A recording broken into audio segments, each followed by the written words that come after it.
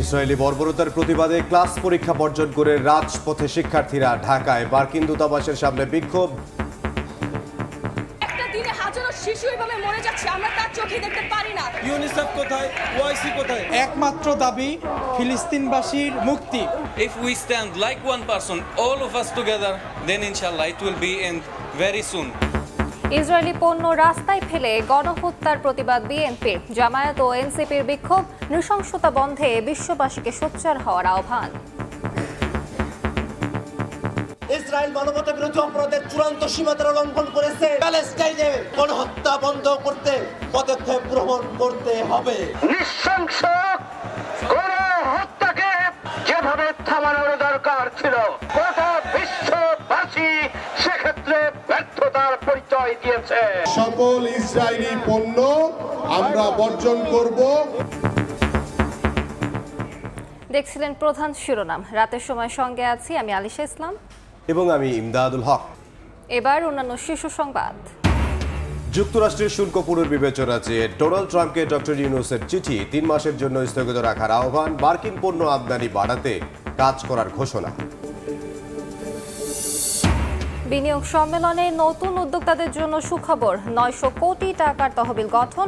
50 দেশের 550 বিনিয়োগকারীর অংশগ্রহণ। চট্টগ্রামে লোক নিতে আগ্রহী কোরিয়ানরা। ডিসেম্বরে নির্বাচন ধরে রোড ম্যাপ তৈরির প্রস্তুতি ইসির। শিগগিরই রাজনৈতিক দল সুশীল সমাজের সঙ্গে সংলাপ। কঠোর শাস্তির বিধান রেখে পরিবর্তন আসছে আচরণ বিধিতে। স্বামীর আর চিকিৎসাও করতে পারতাছি না, ঠিক মতো খাওয়াইতেও পারতাছি না। টাকা বেশি 1 লাখ টাকা আনছে, টাকা আছে মাত্র 10,000। অভিযোগে জর্জরিত দেশের স্বাস্থ্য খাত। গ্রামে চিকিৎসা না পেয়ে ঢাকায় এলেও মেলে না কাঙ্ক্ষিত সেবা। ভোগান্তির সঙ্গে বাড়ে খরচ। জনবল সংকটকে দুষছেন সংশ্লিষ্টরা। এবং পৃথিবীর সবচেয়ে বিপজ্জনক পর্বতে উড়ল বাংলাদেশের পতাকা। এভারেস্টের পর এবার প্রথম বাংলাদেশি হিসেবে নেপালের অন্নপূর্ণা 1 জয় করলেন বাবর আলী।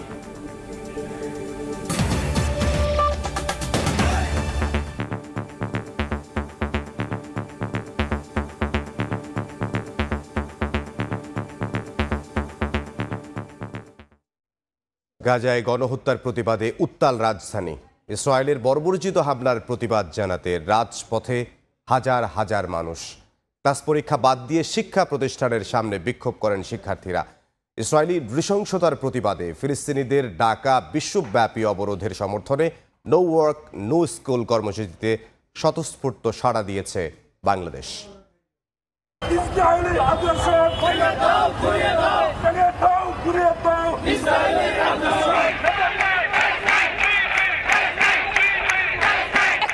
হাজারো শিশু এভাবে মরে যাচ্ছে, আমরা তার চোখে দেখতে পারি না। ইউনিসেফ কোথায়, ওআইসি কোথায়?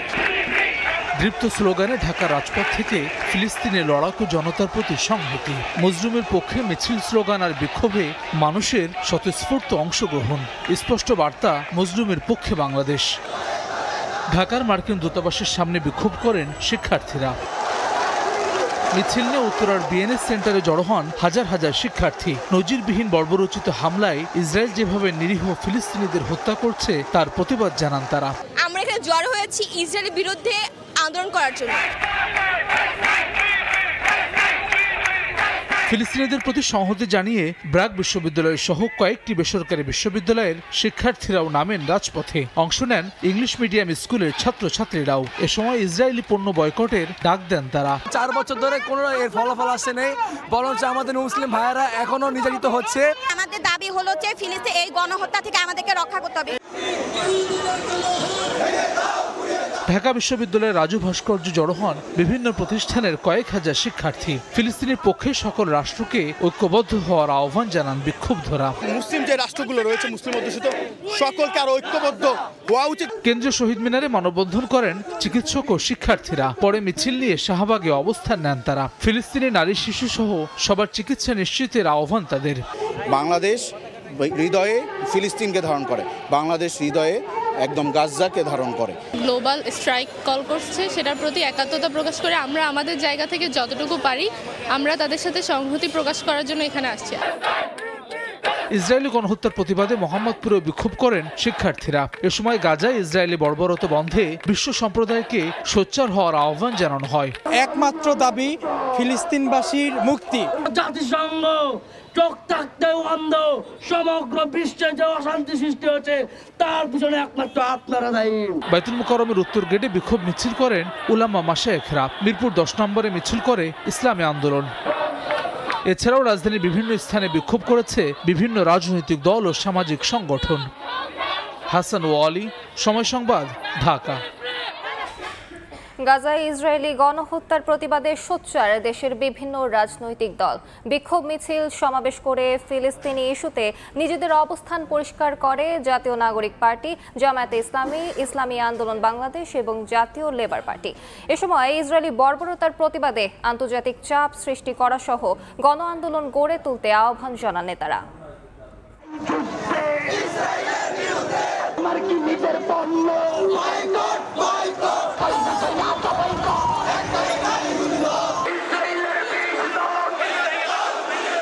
হাতে ফিলিস্তিনের পতাকা, মুখে মানবতা বিরোধী হত্যাকাণ্ডের বিরুদ্ধে স্লোগান।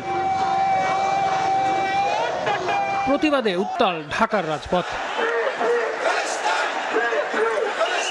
সোমবার বিকেলে জাতীয় মসজিদ বাইতুল মোকাররমের সামনে এসব দাবি নিয়ে বিক্ষোভ মিছিল করে বাংলাদেশ জামায়াতে ইসলামী ঢাকা মহানগর দক্ষিণ। আর উত্তরের আয়োজনে বিক্ষোভ মিছিল হয় রাজধানীর মহাখালীতে। জাতিসংঘ এমন বর্বরতায় চুপ থাকার সমালোচনা করেন দলটির ঢাকা মহানগর দক্ষিণের আমির। মিছিল পূর্ব সমাবেশে তিনি ইসরায়েলকে নিষিদ্ধ করার লিখিত দাবি রাষ্ট্রীয়ভাবে জাতিসংঘের কাছে পাঠানোর দাবি তোলেন। ওই ইসরায়েলি বাহিনীর দাদা ভাঙা জবাব দেওয়ার জন্য যেভাবে ঐক্যবদ্ধ কর্মসূচি নিয়ে মাঠে নামার কথা ছিল, আজকে মুসলিম উম্মার প্রতিদিরস ব্যর্থতার পরিচয় দিয়েছে।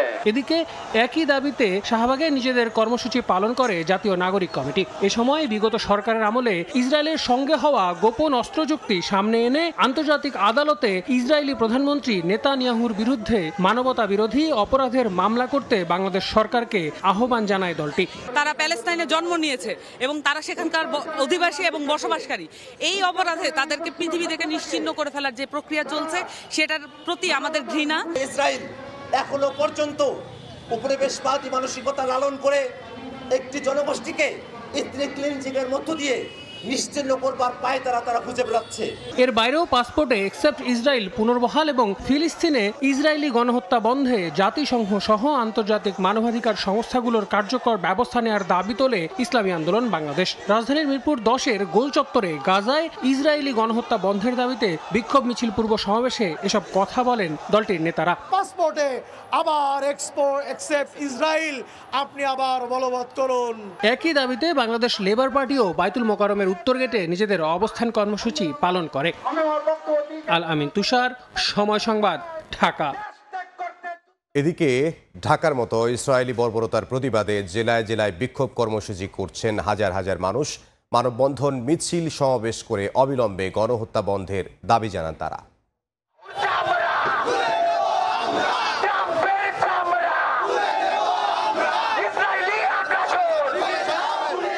প্লেকার্ড ও ব্যানার হাতে রাজপথে ছাত্র জনতা। তাতে শোভা পায় বর্বর ইসরায়েল নিপাত, ফিলিস্তিন মুক্তি পাক সহ জায়োনিস্ট বিরোধী নানা স্লোগান। গাজায় ইসরায়েলের মানবতা বিরোধী কর্মকাণ্ডের প্রতিবাদে ফুঁসে উঠেছে সারা দেশ। সোমবার প্রতিটি জনপদে রাস্তায় নেমে আসেন দলমত নির্বিশেষে সর্বস্তরের মানুষ। রুয়ান্ডামকে পরিষ্কার ভাষায় বলতে চাই, উনাকে জাতিসংঘে জবাব দিতেই হবে। আমরা চাই গাজার মানুষ মুক্তি পাক, ফিলিস্তিন মুক্তি পাক।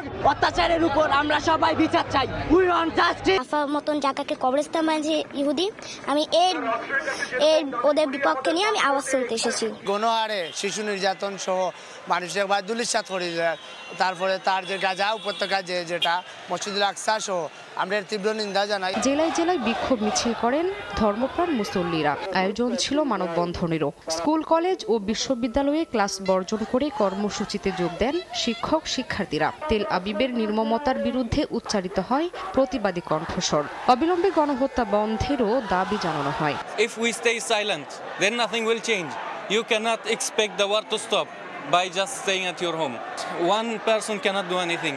If we stand like one person, all of us together, we should stand the stand of one person, then inshallah it will be end very soon. জাতিসংঘ তোমরা কি করো, বিশ্ব নেতারা তোমরা কি করো, মুসলমান রাষ্ট্রের নেতারা তোমরা কি করছো, আমরা জবাব চাই। এটাকে তারা যুদ্ধ বলতেছে, কিন্তু এটা একদম পরিকল্পিতভাবে হত্যা এবং দেশ দখলের একটা পায়তারা। আমাদের নিজ স্থান থেকে আওয়াজ তুলতেছি গাজার মানুষদের জন্য। আমেরিকা আর ইসরায়েল যা করতেছে আমরা তার বিপক্ষে দাঁড়াচ্ছি। ঘৃণা জানাতে নেতানিয়াহুর ছবি পদদলিত করেন ছাত্র জনতা। এছাড়া ইসরায়েলি পণ্য বয়কটের ঘোষণা দেয়া হয়। নেসক্যাফের কিছু ছিল, ক্যাফে ছিল, এই টাইপের যেগুলো আছে আমরা এগুলো আজকে থেকে অফ করে দিব এবং ক্যাম্পাসে আর কখনো যেন এগুলো না আসতে পারে। নামটি পরিবর্তন করতে হবে এবং দেশি পণ্য তাদের বিক্রি করতে হবে। গাজায় নিহতদের আত্মার শান্তি কামনায় বিশেষ মোনাজাত করা হয়। আহতদের চিকিৎসার ব্যবস্থা সহ ইসরায়েলি আগ্রাসন বন্ধে জাতিসংঘ সহ বিশ্ব সম্প্রদায়কে জোরালো ভূমিকা পালনের দাবি জানানো হয়। শামিমা শাম্মী, সময় সংবাদ। ইসরায়েলি পণ্য হিসেবে পরিচিত একটি কোমল পানীয় ফেলে দিয়ে গাজায় আগ্রাসনের প্রতিবাদ জানালো ঢাকা মহানগর উত্তর বিএনপি। এদিকে 11 এপ্রিল ফিলিস্তিনে হামলার প্রতিবাদে কর্মসূচি থাকায় একদিনে পিছিয়ে শনিবার স্বাধীনতা কনসার্ট হবে বলে জানিয়েছেন দলটির যুগ্ম মহাসচিব শহীদ উদ্দিন চৌধুরিয়ানী। আর ইসরায়েলি কোনো পণ্য ব্যবহার করব না। ফিলিস্তিনের গাজায় ইসরায়েলি গণহত্যা ও নির্যাতনের প্রতিবাদে উত্তাল দেশ। ইসরায়েলি পণ্য হিসেবে পরিচিত একটি কমল পানীয় ফেলে দিয়ে গাজায় আগ্রাসনের প্রতিবাদ জানালো ঢাকা মহানগর উত্তর বিএনপি। সোমবার রাজধানীর উত্তরায় 13 নম্বর সেক্টরের খেলার মাঠে ঈদ পুনর্মিলনী অনুষ্ঠানে ইসরায়েলি পণ্য বয়কটের ডাক দেন ঢাকা মহানগর উত্তর বিএনপির আহ্বায়ক আমিনুল হক। আমরা সকল ইসরায়েলি পণ্য বর্জন করব। সবাই হাত তুলে দেখান আমাকে, সবাই হাত তুলেন যে সকল ইসরায়েলি পণ্য আমরা বর্জন করব। আমরা এই পৃথিবীতে এই ধরনের কোনো হত্যাযজ্ঞ, মুসলমানদের উপরে যে হত্যাযজ্ঞ হয়েছে সেটা কখনো আর দেখতে চাই না। আমরা এর তীব্র প্রতিবাদ জানাই। এদিকে গাজায় ইসরায়েলি হামলার প্রতিবাদ কর্মসূচি পালনের জন্য সবার আগে বাংলাদেশ কনসার্ট একদিন পিছিয়ে 12 এপ্রিল করার ঘোষণা দিয়েছেন আয়োজক কমিটি। সোমবার কনসার্টের অনুমতি ও সার্বিক নিরাপত্তার জন্য ডিএমপি কমিশনারের সঙ্গে বৈঠক শেষে এই কথা জানান বিএনপির যুগ্ম মহাসচিব শহীদ উদ্দিন চৌধুরিয়ানী। আমরা সবাই একাত্ম হয়ে এই ন্যাক্কারজনক বর্বরোচিত গণহত্যার প্রতিবাদে সবাই সেই প্রতিবাদ মিছিলে অংশগ্রহণ করব। সেই জন্য আমরা 11 এপ্রিলের পরিবর্তে 12 এপ্রিলে সারা বাংলাদেশে 4টি ভেন্যুতে একসঙ্গে সবার আগে বাংলাদেশ ফাউন্ডেশনের পক্ষ থেকে যে স্বাধীনতা কনসার্ট সেটি আমরা পরিবর্তন করেছি। 12 এপ্রিল সেটি অনুষ্ঠিত হবে। এদিকে ফিলিস্তিনে ইসরায়েলি গণহত্যার প্রতিবাদে মঙ্গলবার দেশের সব শিক্ষা প্রতিষ্ঠানে প্রতিবাদ কর্মসূচি ডেকেছে বিএনপির অঙ্গ সহযোগী সংগঠন জাতীয়তাবাদী ছাত্রদল। আহমেদ সালেহিন, সময় সংবাদ, ঢাকা। আন্তর্জাতিক আহ্বান উপেক্ষা করে গাজায় ইসরায়েলের গণহত্যা ও মানবাধিকার লঙ্ঘনের নিন্দা জানিয়েছে পররাষ্ট্র মন্ত্রণালয়। একই সঙ্গে আন্তর্জাতিক সম্প্রদায় ও জাতিসংঘকে অবিলম্বে কার্যকর পদক্ষেপ নেওয়ার আহ্বান জানিয়েছে ঢাকা। সোমবার বিবৃতিতে পররাষ্ট্র মন্ত্রণালয় জানায়, একতরফাভাবে যুদ্ধবিরতি লঙ্ঘন করে ইসরায়েল অব্যাহত সামরিক আগ্রাসনের মাধ্যমে নারী, শিশুসহ ফিলিস্তিনিদের হত্যা করছে। গাজায় মানবিক সহায়তা পৌঁছাতে বাধা তৈরি হওয়ায় ভয়াবহ মানবিক বিপর্যয় দেখা দিয়েছে। এছাড়া দ্বিরাষ্ট্র সমাধানে পদক্ষেপ নিতে বিশ্ব সম্প্রদায়ের প্রতি আহ্বানও জানিয়েছে ঢাকা। প্রধান উপদেষ্টা ডক্টর মোহাম্মদ ইউনূসের সঙ্গে সাক্ষাৎ করেছেন ফিলিপিন্সের রাষ্ট্রদূত নিনা পি কেংলেট। রাষ্ট্রীয় অতিথি ভবন যমুনায় প্রধান উপদেষ্টার সঙ্গে সাক্ষাৎ করেন ফিলিপিন্সের রাষ্ট্রদূত। এ সময় দুই দেশের মধ্যে ব্যবসা বাণিজ্য সম্প্রসারণ এবং বিভিন্ন ক্ষেত্রে সহযোগিতা আরও দৃঢ় করার বিষয়ে আলোচনা হয়। এ সময় ফিলিপিন্সের জনগণের পক্ষ থেকে অন্তর্বর্তী সরকারের প্রতি পূর্ণ সমর্থন জানান দেশটির রাষ্ট্রদূত। বাংলাদেশি পণ্যে চড়া শুল্ক আরোপের কার্যকারিতা 3 মাসের জন্য স্থগিত হচ্ছে মার্কিন প্রেসিডেন্ট ডোনাল্ড ট্রাম্পকে চিঠি দিয়েছেন প্রধান উপদেষ্টা ডক্টর মোহাম্মদ ইউনূস। প্রেস সচিব জানিয়েছেন, বাণিজ্য ঘাটতি কমাতে তুলাসহ মার্কিন পণ্য আমদানি বাড়ানো হবে। দ্বিতীয় শীর্ষ রপ্তানি বাজার যুক্তরাষ্ট্রে বাংলাদেশি পণ্যে 37% শুল্ক আরোপের পর নড়েচড়ে বসে সরকার, ব্যবসায়ী, গার্মেন্ট শিল্প সংশ্লিষ্ট সকল পক্ষ। সংকট নিরসনে সরকারের পক্ষ থেকে ব্যবস্থা নেওয়ার প্রতিশ্রুতি অনুযায়ী মার্কিন প্রশাসনকে চিঠি পাঠানোর কথা জানালেন প্রধান উপদেষ্টার প্রেস সচিব। চিফ অ্যাডভাইজার মহোদয় একটা চিঠি উনি সাইন করেছেন। আমরা পোস্টপোনমেন্ট চেয়েছি 3 মাসের জন্য, যাতে এর মধ্যে আমাদের যে অন্তর্বর্তীকালীন সরকার কাজ করতে পারে, যাতে বাংলাদেশে ইউএস এর এক্সপোর্ট বাড়ে। সোমবার বিকেলে রাজধানীর হোটেল ইন্টারকন্টিনেন্টালে আয়োজিত 4 দিনব্যাপী বিনিয়োগ সম্মেলনের প্রথম দিনে সংবাদ সম্মেলনে অংশ নিয়ে প্রেস সচিব জানান, যুক্তরাষ্ট্র থেকে আমদানি বাড়ানোর উপর জোর দিচ্ছে সরকার। আমাদের আরেকটা লেটার যাবে, সেটা আমাদের কমার্স অ্যাডভাইজার লিখবেন ইউএস ট্রেড রিপ্রেজেন্টেটিভের কাছে। আমরা যে সমস্ত মেজার নিচ্ছি সেই মেজারে ইউএসএ আমাদের মার্কেট শেয়ার, আমাদের এক্সপোর্ট মার্কেটটা আরো বেটার হবে, আরো বৃদ্ধি পাবে, কমবে না। এ সময় প্রেস সচিব জানান, মার্কিন যুক্তরাষ্ট্রের বর্তমান বাণিজ্য নীতিকে সমর্থন করে অন্তর্বর্তী সরকার। আমাদের চিঠিটা একটা বড় মেসেজ। MS আরিফিন, সময় সংবাদ, ঢাকা। আকস্মিক শুল্ক আরোপে বাংলাদেশের প্রক্রিয়াধীন যুক্তরাষ্ট্রের $2 বিলিয়ন তৈরি পোশাকের ক্রয়াদেশ নিয়ে বিপাকে পড়তে পারেন রফতানিকারকরা, এমন শঙ্কার কথা জানিয়েছেন পোশাক শিল্প নেতারা। আর বিশ্ব বাণিজ্য সংস্থাকে বৃদ্ধাঙ্গুলি দেখানো ট্রাম্পের নতুন শুল্ক কাঠামোর প্রভাব ও সংকট থেকে উত্তরণে বিশেষ টাস্কফোর্স গঠনের পরামর্শ দিয়েছে international chamber of commerce ICC। বিশ্বব্যাপী ট্রাম্পের শুল্ক যুদ্ধ ঘোষণার পর থেকেই এর চুলচেরা বিশ্লেষণ ও প্রভাব মোকাবিলায় করণীয় নিয়ে সরব বিশ্বের 170টির বেশি দেশ। যুক্তরাষ্ট্রের নতুন এই শুল্ক কাঠামো আন্তর্জাতিক বাণিজ্য নীতিকে বৃদ্ধাঙ্গুলি দেখিয়েছে। এরই মধ্যে এই অভিযোগ বিশ্ব বাণিজ্য সংস্থার কাছে জানিয়েছে চীন।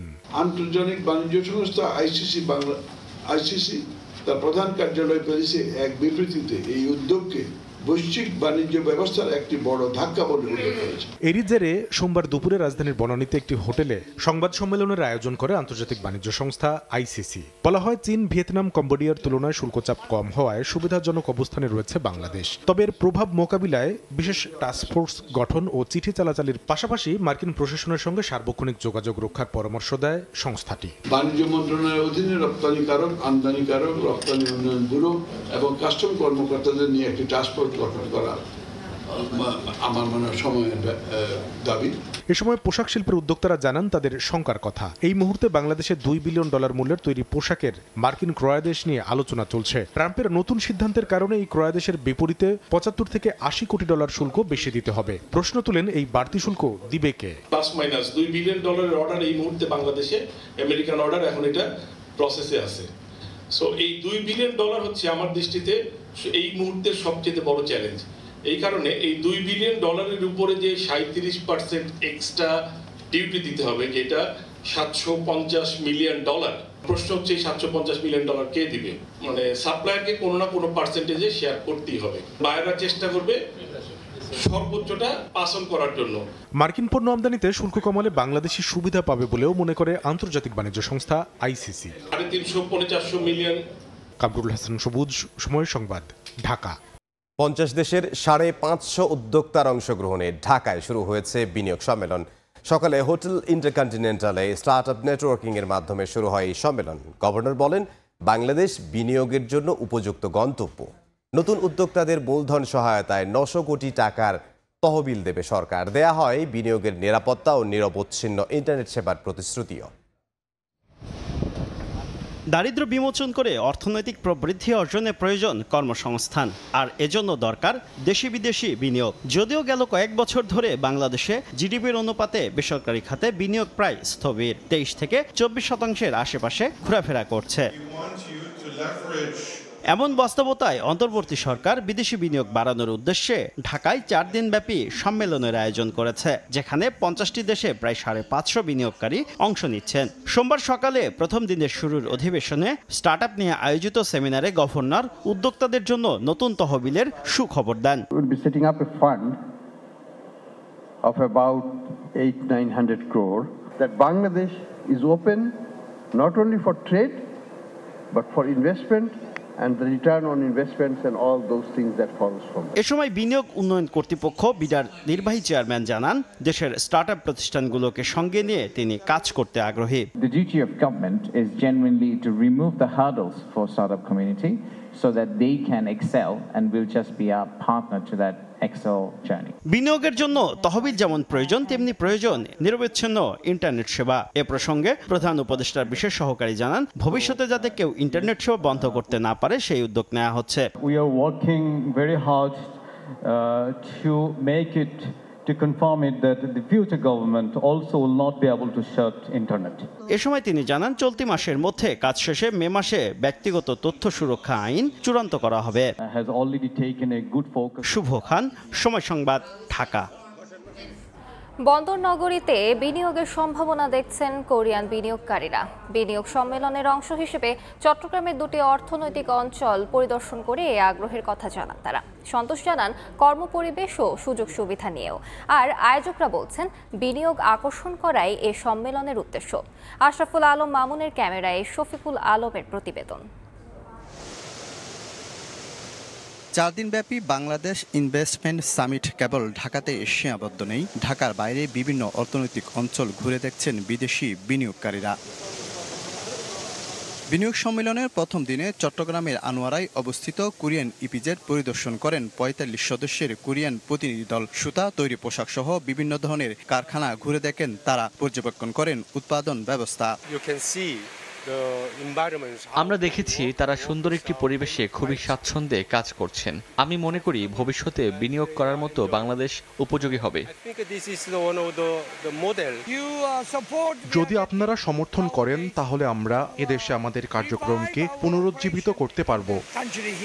প্রধান উপদেষ্টার উপপ্রেস সচিব জানান, ব্যবসা বাণিজ্যে বাংলাদেশের অপার সম্ভাবনা রয়েছে। বিভিন্ন ডেলিগেটরা বাংলাদেশে আসছেন, তাদেরকে আহ্বান জানাচ্ছে সরাসরি যে আপনাদের ফ্যাক্টরিগুলো আপনারা বাংলাদেশে রিলোকেট করেন, এখানে আপনারা আপনাদের ম্যানুফ্যাকচার করেন, করে এখান থেকে এই অঞ্চলে আপনার বিভিন্ন দেশ সহ অন্যান্য দেশেও আপনারা এখান থেকেই আপনার পণ্য রপ্তানি করেন, কারণ বাংলাদেশের পণ্য যদি উৎপাদন করা হয় তাহলে উৎপাদন খরচ অন্য দেশের তুলনায় কম। পরে বিকেলে মিশরে জাতীয় অর্থনৈতিক অঞ্চল পরিদর্শন করে দলটি প্রেজেন্টেশনের মাধ্যমে তুলে ধরে নানা অগ্রগতি। 3টা টাউনশিপ তৈরি হচ্ছে, একটা মিরেশরাই, একটা সীতাকুণ্ড, একটা সোনাগাজী। এই 3টি টাউনশিপ তৈরি হবে। গভর্নমেন্ট অলরেডি তার মাস্টার প্ল্যান তৈরি করেছে, মিরেশরাইটা অলরেডি পাস হয়েছে এবং অন্যগুলোর প্রস্তুতি তাদের চলছে।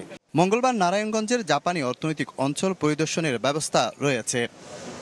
গণঅভ্যুত্থানের পর অন্তর্বর্তী সরকারের সুপরিকল্পিত নানা পদক্ষেপে ঘুরে দাঁড়াচ্ছে বাংলাদেশ। 50টি দেশের বিনিয়োগকারীদের সমন্বয়ে ঢাকায় যে বিনিয়োগ সম্মেলন হতে যাচ্ছে, সেটির মাধ্যমে বিশ্ব দরবারে বাংলাদেশকে নতুন করে পরিচয় করিয়ে দেবে এই বিনিয়োগ সম্মেলন। শফিকুল আলম, সময় সংবাদ, চট্টগ্রাম।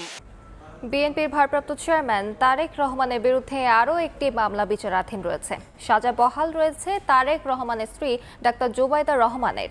সর্বশেষ এই মামলা থেকে খালাস পেলেই মামলা মুক্ত হবেন তারেক রহমান, এমনটাই জানিয়েছেন জিয়া পরিবারের আইনজীবী ও দলের আইন সম্পাদক ব্যারিস্টার কায়সার কামাল। তবে কি এ মামলা শেষ হলেই দেশে ফিরবেন তিনি? এমন প্রশ্নে এই আইনজীবী জানালেন, তারেক রহমানের ফেরার সঙ্গে মামলার কোনো সম্পর্ক নেই। পতিত সরকারের আমলে বিএনপির ভারপ্রাপ্ত চেয়ারম্যান তারেক রহমান ও তার পরিবারের বিরুদ্ধে একের পর এক মামলা হয়। কখনো রাষ্ট্রদ্রোহ, কখনো মানহানি, আবার কখনো দুর্নীতির মামলায় জর্জরিত করা হয় জিয়া পরিবারকে। তবে 5 আগস্টের পর পাল্টে যায় পুরো দৃশ্যপট। দলের নেতাকর্মীর পাশাপাশি সাধারণ মানুষের মাঝে আগ্রহ হয়ে দেখা দেয় কবে নাগাদ মামলামুক্ত হবেন তারেক রহমান, কবে বা দেশে ফিরবেন তিনি।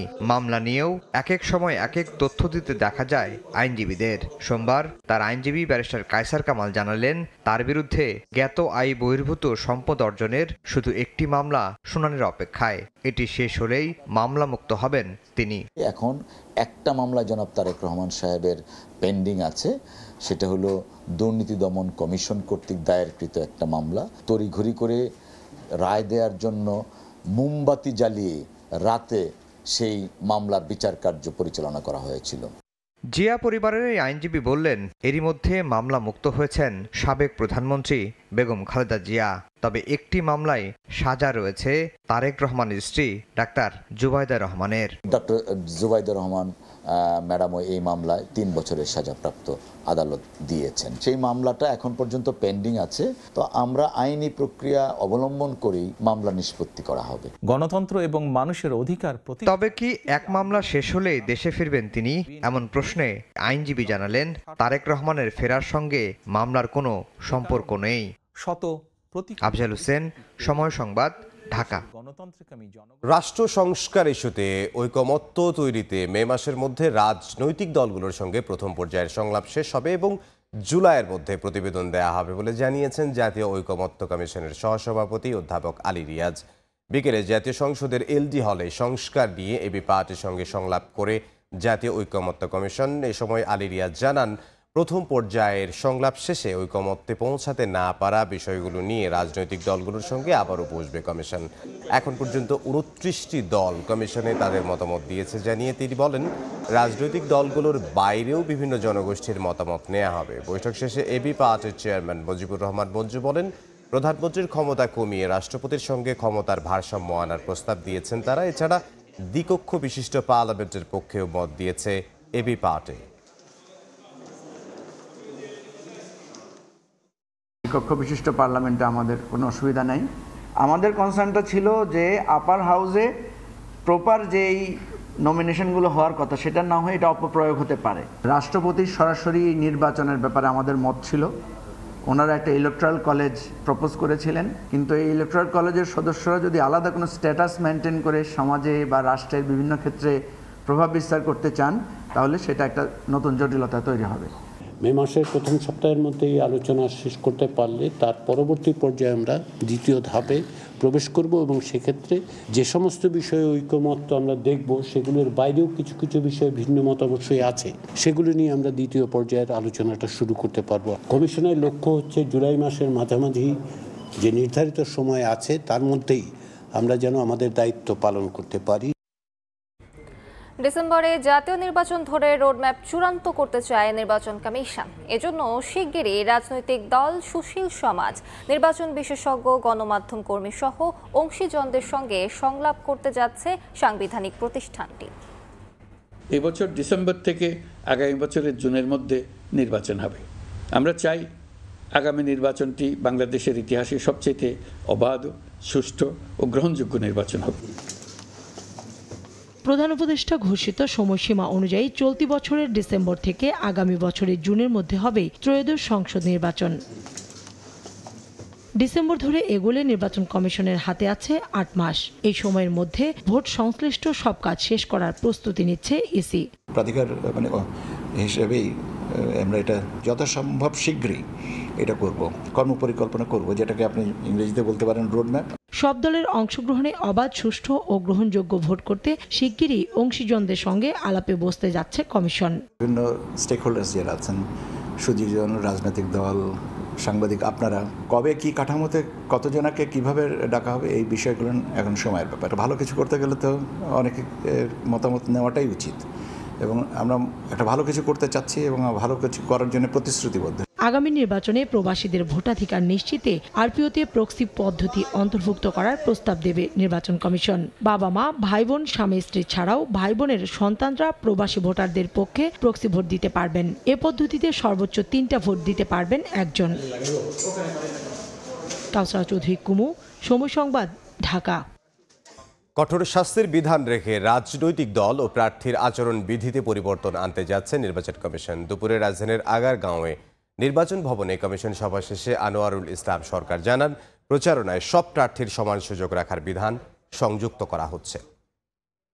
নির্বাচনী ব্যয় যথাসম্ভব ন্যূনতম রেখে এবং একটা সুশৃঙ্খল অবস্থায় নির্বাচনী প্রচারণা যাতে শৃঙ্খলার বিঘ্নিত না হয়, পারস্পরিক সৌহার্দ্যপূর্ণ অবস্থায় একবারে গ্রামীণ পর্যায়ে পর্যন্ত নিরবিচ্ছিন্নভাবে লেভেল প্লেয়িং ফিল্ড হিসাবে সব প্রার্থী সমভাবে প্রচারণা করতে পারে, সেই ধরনের একটা অ্যাটিটিউড নিয়ে আমরা আচরণ বিধিমালাটা করতে চাচ্ছি। রাতের সময় আরও থাকছে। অবশেষে কোচ ফুটবলার দ্বন্দ্ব নিরসন করতে পারল বাফুফে। পিটার বাটলারের অধীনেই কাল থেকে অনুশীলনে ফিরছেন বিদ্রোহী নারী খেলোয়াড়রা।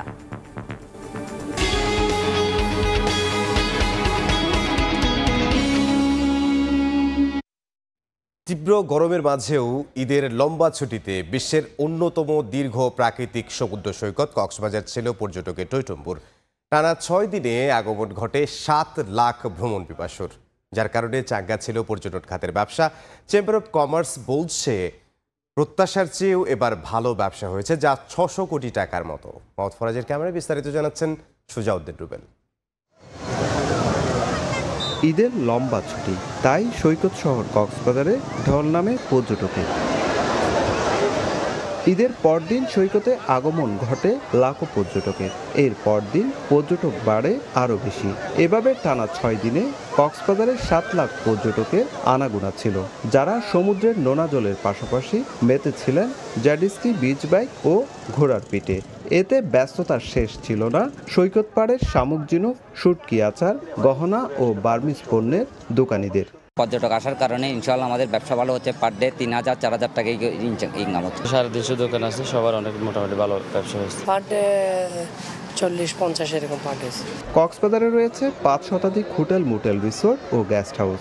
প্রত্যাশা অনুযায়ী ব্যবসা হয়েছে বলে দাবি হোটেল কর্তৃপক্ষের। আমাদের যেরকম প্রত্যাশা ছিল সেই প্রত্যাশা অনুসারেই আমরা মোটামুটি ভালোই হয়েছে আমাদের বিজনেসটা। আমরা আশা করব আগামীতে যাতে আমাদের যারা ব্যবসায়ী মহল আছে তারা যদি আরো একটু পর্যটক বান্ধব হয় তাহলে হয়তো আগামীতে আরো ভালো ব্যবসা হবে। সৈকতের পাড় ঘেঁষে রয়েছে সহস্রাধিক বার্মিজ পণ্যের দোকান, আর আছেন সহস্রাধিক ফটোগ্রাফার, জেটস্কি, বিচ বাইক চালক ও কিটকট ব্যবসায়ী। সুজাউদ্দিন রুবেল, সময় সংবাদ, কক্সবাজার। দেশে চিকিৎসায় একমাত্র ভরসা হাতে গোনা কয়েকটি সরকারি মেডিকেল কলেজ, হাসপাতাল। তবে গুরুতর অনেক রোগেরই চিকিৎসা হয় না ঢাকার বাইরে। তাই অনেকটা বাধ্য হয়েই সারা দেশ থেকে রাজধানীতে ছুটে আসেন সেবা প্রত্যাশীরা। এতে ভোগান্তি যেমন বাড়ে, তেমনি বাড়ে খরচও। বিশ্ব স্বাস্থ্য দিবসে দেশের স্বাস্থ্যসেবা নিয়ে রৌনক নিয়তার রিপোর্ট ক্যামেরায় ছিলেন মোহাম্মদ শাহিন। অতবার ওটি পরে, অতবার টলি দেওয়ার নেই, অতবার 200 টাকা দেওয়া লাগে। ডাক্তারের টাকা ছাড়া কোনো ওষুধও দেয় না। পরে শিশু দাম মারা গেছে। এটা এখন আর সরকারি হাসপাতাল নাই। টাকা ছাড়া নড়েন না কেউ। সরকারি হাসপাতালে এমন অভিযোগ নিত্যদিনের। হাসপাতালে সেবা নিতে হলে পড়তে হবে দালালের খপ্পরে, গুনতে হবে বাড়তি টাকা। তোমার স্বামীর আর চিকিৎসাও করতে পারতাছি না, ঠিক মতো খাওয়াইতেও পারতাছি না। 27 তারিখের মধ্যে 3টা ওটি ডাকছে আমাগো, দাঁড়া করে রাইকে আমাগরে ভাড়ায় দিছে। আমাগো ওটি হইব না। ভোগান্তির গল্প আছে আরো। দিনের পর দিন নানা অজুহাতে থমকে থাকে চিকিৎসা। দায়িত্বরতদের অবহেলা আর দুর্ব্যবহারও সইতে হয় নীরবে। উনি যে সমস্ত ব্যবহার করেছে, যার কাছে বলে নালিশ করে, উনি এখানে প্রেসিডেন্ট হয়েছে, তো সে স্বীকার করে না কেন? আমি স্বীকার করব না। বস্তিস্ত উঠেছে আমরা। ভুক্তভোগীদের অভিযোগ, কমিশন বাণিজ্যের কারণে অনেক সময় পাঠানো হয় বেসরকারি হাসপাতালে। যারাই আসে ওনাদেরকে বলে মিশিং আজকে 15-20 দিন পর্যন্ত ওয়েস্টেজ অবস্থা আছে। চিকিৎসা কার্যক্রমে একটি পূর্ণাঙ্গ পরিকল্পনার অভাব ও দক্ষ জনবল সংকটকে দুষছেন জনস্বাস্থ্যবিদরা। এদেশের মানুষের সংখ্যা অনুপাতে কতজন চিকিৎসক, কতজন নার্স, কতজন টেকনোলজিস্ট দরকার, সেই অনুপাতে দক্ষ জনশক্তি স্বাস্থ্য সেবার ক্ষেত্রে তৈরি করা হয়নি। বরাবরের মতো চলতি বাজেটেও স্বাস্থ্য খাতকে দেয়া হয়নি গুরুত্ব। চিকিৎসা খাতে ব্যয় হয়েছে বরাদ্দের 4%-ও কম। যদি শহরে চিকিৎসা সেবার এই অবস্থা হয়, তাহলে গ্রামের অবস্থা কেমন? দেশের স্বাস্থ্য খাত নিয়ে এই যে এত অভিযোগ, সবখানে অনিয়ম, হয়রানি, তারপরও কেন পাল্টাচ্ছে না এই চিত্র? কে দেবে এমন প্রশ্নের উত্তর? রৌনক নিয়ন্তা, সময় সংবাদ, ঢাকা। দেশের বাইরের খবর। গ্রীষ্মের আগমনের আগেই ভারতের উত্তরাঞ্চলের 20টির বেশি শহরে তাপমাত্রা ছাড়িয়েছে 42 ডিগ্রি সেলসিয়াস। দিল্লিতে আরও অন্তত 3 দিন এই উচ্চ তাপমাত্রা বজায় থাকবে বলে জানিয়েছে আবহাওয়া দফতর। ভারতীয় সংবাদ মাধ্যম এনডিটিভি জানায়, দিল্লির পাশাপাশি এই দাবদাহ ছড়িয়ে পড়বে রাজস্থান, মধ্যপ্রদেশ, মহারাষ্ট্র, গুজরাট সহ বেশ কয়েকটি রাজ্যে। আবহাওয়া দফতর জানায়, দিল্লিতে বাতাসের গতিবেগ কমে যাওয়ায় এই গরম বাড়ার অন্যতম একটি কারণ। এছাড়াও এপ্রিল, মে ও জুনে উত্তরপ্রদেশে তাপমাত্রা চরমে উঠতে পারে বলে পূর্বাভাস দিয়েছে তারা। অবশেষে কোচ ফুটবলার দ্বন্দ্ব নিরসন করতে পারল বাফুফে। পিটার বাটলারের অধীনে কাল থেকে অনুশীলনে ফিরছেন বিদ্রোহী নারী খেলোয়াড়রা। বাটলারের বিরুদ্ধে নানা অভিযোগ তুলে গেল জানুয়ারিতে অনুশীলন বর্জন করেন 18 নারী ফুটবলার। সংবাদ সম্মেলনে অবসরের হুমকিও দেন সাবিনা, সঞ্জিদা সহ দেশের প্রথম সারির খেলোয়াড়রা। ব্রিটিশ কোচের পদত্যাগের দাবি জানান তারা। যদিও বাটলারকে বরখাস্ত না করে সে সময় বিষয়টি মীমাংসার চেষ্টা করে বাফুফে, তবে নিজেদের দাবিতে অনড় ছিলেন বিদ্রোহী ফুটবলাররা। পরে বিদ্রোহ বর্জন করলেও সংযুক্ত আরব আমিরাতে সফরে যাননি সাবিনারা। বিকল্প ফুটবলারদের নিয়েই ইউএইর বিপক্ষে ম্যাচ খেলেছে বাংলাদেশ দল। কয়েক দফা মিটিং ও তদন্ত কমিটি গঠনের পর অবশেষে সমস্যা সমাধানে সফল হলো ফেডারেশন। এবার বাংলাদেশের অন্নপূর্ণা 1 জয়ের খবর জানাবো। প্রথমবারের মতো পৃথিবীর সবচেয়ে বিপজ্জনক পর্বত অন্নপূর্ণা 1-এর শীর্ষে উড়ল বাংলাদেশের পতাকা। সকালে প্রথম বাংলাদেশি হিসেবে এভারেস্ট জয়ী বাবর আলী এই পর্বত শৃঙ্গে পৌঁছান। বিষয়টি নিশ্চিত করেছেন অভিযানের ব্যবস্থাপক ফারহান জামান। বিশ্বের পর্বতারোহীদের মধ্যে সাইলেন্ট কিলার নামে পরিচিত অন্নপূর্ণা 1 প্রকৃতির আশীর্বাদই যেখানে টিকে থাকার একমাত্র সম্বল। পৃথিবীর সর্বোচ্চ শৃঙ্গ মাউন্ট এভারেস্টে যেখানে মৃত্যুর হার মাত্র 3.2%, সেখানে অন্নপূর্ণার প্রতিকূল পরিবেশে পর্বতারোহীদের মৃত্যুর হার 27%। সোমবার সকালে প্রথম বাংলাদেশি হিসেবে অন্নপূর্ণার শীর্ষে পৌঁছান নেশায় পাহাড়ি ও পেশায় চিকিৎসক বাবর আলী, যেখানে তার গাইড হিসেবে ছিলেন পূর্বা অ্যাঙ্গেল শেরপা। এই অভিযানের আয়োজকরা জানান তিনি সোমবারই ক্যাম্প 2-এ নেমে আসার চেষ্টা করবেন। সেখান থেকে 8 এপ্রিল নামতে পারেন বেস ক্যাম্পে। এর আগে গত বছর প্রথম বাংলাদেশি হিসেবে একই অভিযানে বিশ্বের সর্বোচ্চ উচ্চতার শৃঙ্গ মাউন্ট এভারেস্ট এবং উচ্চতার দিকে চতুর্থ অবস্থানে থাকা লোৎসে পর্বত জয় করেন তিনি। চন্দ্রিমা চৌধুরী, সময় সংবাদ, ঢাকা। এই পর্যায়ে শীর্ষ সংবাদ জানিয়ে দিচ্ছি আরেকবার।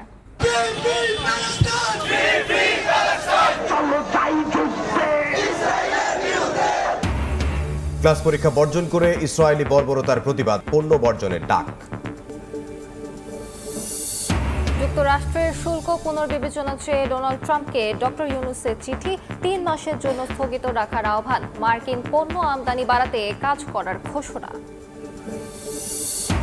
এবং বিনিয়োগ সম্মেলনে নতুন উদ্যোক্তাদের জন্য সুখবর, 900 কোটি টাকার তহবিল গঠন, 50 দেশের 550 বিনিয়োগকারীর অংশগ্রহণ, চট্টগ্রামে লোক নিতে আগ্রহী কোরিয়ানরা।